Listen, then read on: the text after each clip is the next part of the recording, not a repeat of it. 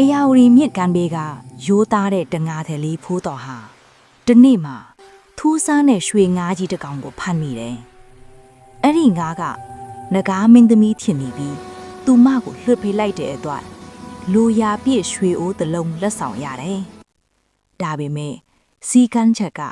တနေ့ကိုရွှေတပြားပဲယူရမယ်။လူတိမခံလာဘူးဆိုတာပါပဲ။ကဲရွာကလောဘကြီးတဲ့တထေးကြီးကဒါကိုတိသွားပြီးရွှေအိုးကိုခိုးယူလိုက်တဲ့အခါဘာတွေဆက်ဖြစ်မလဲဆိုတာဒီဗီဒီယိုလေးမှာအတူတူကြည့်လိုက်ကြရအောင်အခုလိုမျိုးမြန်မာဝစ်စုံအသင့်ချုပ်ပေးတာနဲ့ပွဲတဲ့ဝစ်စုံအသင့်ချုပ်ပေးတာဒီဇိုင်းအသစ်တွေကိုတနေရာထဲမှာရရှိနိုင်တဲ့ Grand Mall မြိုင် Shopping Mall ရဲ့ဒုတိယထပ်ဆက်လီကအနီးဆိုင်အမှတ်259မှာရှိရဲ့ဝင်းပပစစ်ကန်ကော့တုံဆိုင်မှာရရှိနိုင်ပါတယ်ရှင်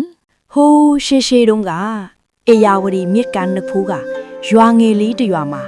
ဖိုးတော်လို့ခေါ်ရဲ့တငါတယ်လေးတစ်ယောက်ရှိခဲ့ဘူးတယ်ဖိုးတော်ဟာစီးရဲပေမဲ့စိတ်သဘောထားဖြူစင်တယ်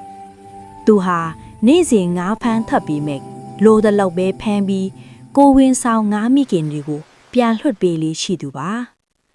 တနေ့မှာတော့သူ့ရဲ့ကံကြမ္မာကိုပြောင်းလဲစေမဲ့အထစ်အပြက်တစ်ခုကြုံလာရပါတော့တယ်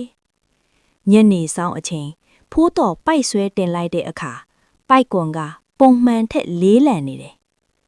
ရေပေါ်ရောက်လာတဲ့အခါမှာတော့အံ့ဩစရာကောင်းလောက်အောင်တောက်ပနေတဲ့ရွှေငါးကြီးတစ်ကောင်ဖြစ်နေပါတယ်ဒါပေမဲ့အဲ့ဒီငါးကြီးကလူစကားပြောလိုက်ပါတယ်အကူကြီးကျမကိုမတတ်ပါနဲ့ကျမကတာမန်ငါးမဟုတ်ပါဘူးနဂါးပီကလာလေတဲ့နဂါးမင်းသမီးလေးပါကျမကိုလှုပ်ပေးမယ်ဆိုရင်အကိုကြီးရဲ့ကျေးဇူးကိုစပ်ပါမယ်ဖိုးတော်ကတနာတတ်သူမို့ဘာဆုလက်မမမျောကိုပဲငါးကိုချက်ချင်းပြန်လွတ်ပေးလိုက်တယ်အဲ့ဒီအချိန်မှာပဲမိရီဒီဝဲကထွားပြီးလှပတဲ့မိန်းမျိုးလေးတယောက်ရေးကိုပေါ်လာခဲ့တယ်သူမကဖိုးတော်ကိုမော်ရွှေအိုးလေးတစ်လုံးပေးလိုက်တယ်ဒီရွှေအိုးလေးကနေနေ့တိုင်းရွှေတပြားယူလို့ရတယ်အကိုကြီးစားဝတ်နေရေးပြည်လေယုံပေါ့ဒါပေမဲ့သတိထားပါလောဘတက်ပြီးတပြားတဲ့ပိုယူရေးဒါမှမဟုတ်မတမာတဲ့ဆက်ရှုသူလက်ထဲရောက်သွားရင်ဒီအိုးကအန်ဒီရဲ့ပေးလိမ့်မယ်ဖိုးတော်လဲဝမ်းသာအားရနဲ့ရွှေအိုးကိုအိမ်ယူသွားတယ်သူဟာနေ့တိုင်းရွှေတပြားပဲထုတ်ယူပြီးရွာထဲကဆင်းရဲသူတွေကိုလည်းပြန်ကူညီတယ်ဖိုးတော်ချမ်းသာလာတာကိုရွာထဲကမတမာသူတထေးဦးကျော်ကတတိထားမိသွားတယ်ဦးကျော်ကလောဘကြီးပြီးရက်ဆက်သူတယောက်ပါ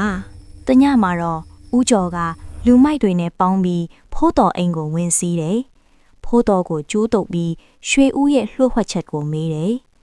ဖိုးတော်ကမပြောပေမဲ့ဦးကျော်ကအိမ်ကိုမှွေနှောက်ပြီးရွှေအိုးကိုတွေ့သွားတယ်ဦးကျော်ကဟာဒီကောင်ဒီလောက်ချမ်းသာနေတာဒီအိုးကြောင့်ကိုတငိတပြားတဲ့ထုတ်ရမယ်တဲ့လားငါကတော့တသက်စာထုံးမကုံအောင်အကုန်ထုတ်ယူပြင်မယ်ဦးကျော်ဟာလျေပေါ်ရောက်တာနဲ့ရွှေအိုးထဲကိုလက်နှိုက်ပြီးရွှေဒီအကုန်ပေးစမ်းလို့អော်ပြောလိုက်တယ်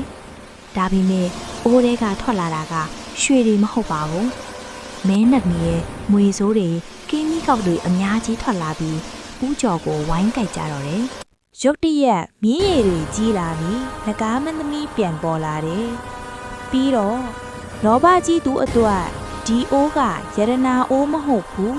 ပျက်စီးခြင်းအိုးပဲလို့ပြောပြီးလေကိုရိုက်ခတ်လိုက်ရာဦးကျော်နဲ့အပေါင်းပါတွေမြစ်ထဲကျသွားကြတယ်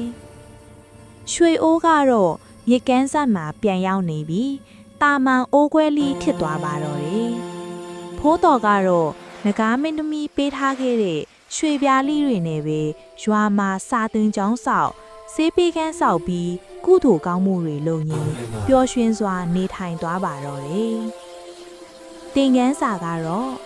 ရောင်ရဲ့ခြင်းဟာချမ်းသာခြင်းဖြစ်ပြီးအလုံးအကျွံလောဘကြီးခြင်းကတော့ပျက်စီးခြင်းလမ်းစာပဲဖြစ်ပါတယ်ရှင်အခုလိုပုံမြင်ဇာတ်လမ်းကောင်းတွေချိန်တိုင်းသိရှိနိုင်ဖို့ကျမတို့ရဲ့ channel လေးကို like and subscribe နှိပ်ထားခဲ့ဖို့မမေ့ပါနဲ့နော်